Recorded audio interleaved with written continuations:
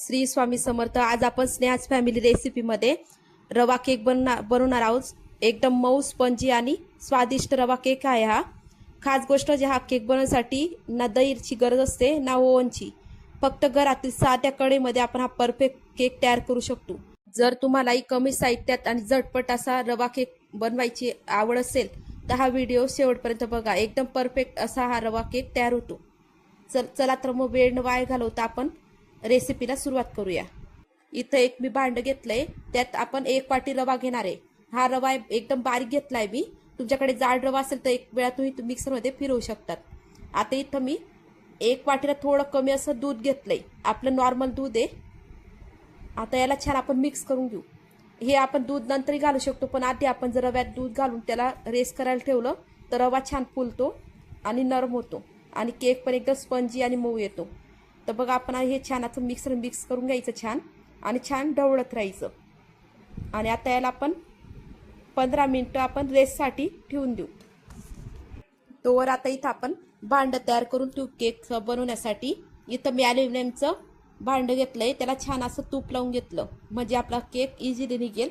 तुम्ही butter paper असेल तर बटर पेपरचा पण यूज करू शकता किंवा तुपावर तुम्ही मैदा पण शिळकू शकता। मी तर मैदाही टाकला आहे, नुसतं तूप लावून घेतलंय। बघा आता आपले 15 मिनिटं झाले आहेत, रवा छान फुललाय आपला। आता यात आपण अर्धा वाटी गव्हाचं पीठ घालून घेणार आहे। तुम्हाला मैदा घालायचं असेल मैदाही घालू शकता। मी इथं केक पौष्टिक होण्यासाठी गव्हाचं पीठ घेतलंय। आता याला छान आपण हलवून घ्यायचं, ते थोडं जड जातं कोल्ड असल्यामुळे। आता इथं मी 1 वाटी पिठी साखर घेतली। 1 वाटी रव्याला 1 वाटी पिठी साखर घेतली म्हणजे रवा परफेक्ट गोड बनतो।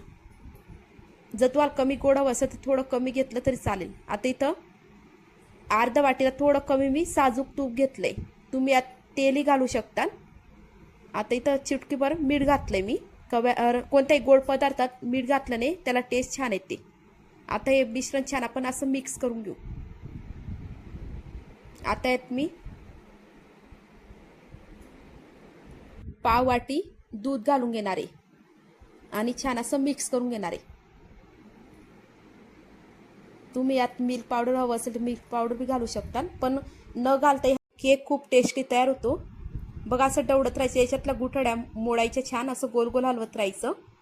आता यात आपण व्हॅनिला इसेन्स घालून घेऊ 1 टेबलस्पून। जर तुमच्याकडे व्हॅनिला इसेन्स नसेल तर तुम्ही वेलची पुडी घालू शकतात किंवा मावा इसेन्स असा तोही घालू शकतात।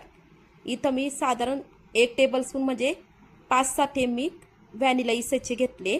आता याला छान मिक्स करून घेऊ। आता आपण इथं 1 टीस्पून बेकिंग पावडर घालून घेऊ आणि अर्धा टीस्पून बेकिंग सोडा घालून घेणार आहे। अर्धा टीस्पून बेकिंग सोडा घालून घेतलाय। आता याला छान मिक्स करून घेऊ। तोवर मी तिकडं कढई तापायला ठेवली होती। आता हे मिश्रण आपलं छान मिक्स झालंय, हे आपण आता आपल्या भांड्यात काढून घेऊ। इथं आपल्या भांड्यात आपण हे मिश्रण छान ओतून घेतलंय। तुमच्याकडे भांड नसेल तर तुम्ही ॲल्युमिनियमच्या पातेल्यात पण केक तयार करू शकता, एकदम परफेक्ट केक तयार होतो।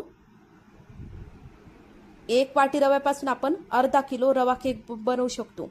एकदम टेस्टी आणि स्पंजी केक तयार होतो। आता आपण मिश्रण ओतून घेतलं आणि त्याला 4 वेळा असं टॅप टॅप करून घ्यायचं म्हणजे त्याच्यातली हवा निघून जाते। आता इथं माझ्याकडे बदामाचे काप होते, मी ते वरून टाकून घेतले।